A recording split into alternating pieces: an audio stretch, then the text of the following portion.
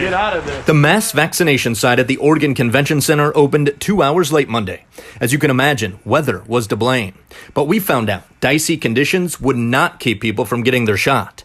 Take, for instance, the woman who walked a half mile for the vaccine. I had to be super careful looking for snow patches rather than looking for ice patches, so it was incredibly difficult. We met somebody else who drove in from the hills of Oregon City. I'm a healthcare worker.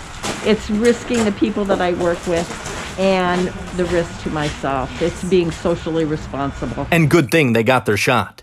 KGW has learned power went out at some of the Oregon vaccination sites. That spells doom for the freezers that hold the vaccines. The Oregon Health Authority is moving doses elsewhere to keep them from spoiling. On top of that, canceled flights out of Kentucky and Tennessee are delaying COVID-19 vaccine shipments across the country.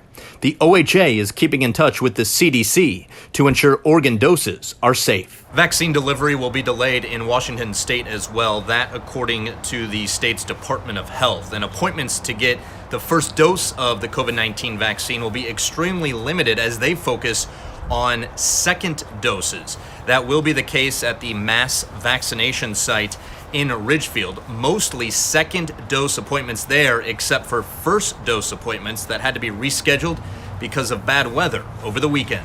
Back at the Oregon Convention Center, all of the hiccups across the region is reason for people who are getting their shots to feel a little better about their situation. My health is first priority, especially right now, and self-care is the most important thing right now, especially with all the events that happened in 2020. Isn't that the truth? Hopefully, brighter days are ahead.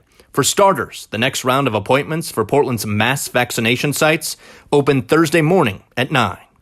In Portland, Mike Benner for KGW News.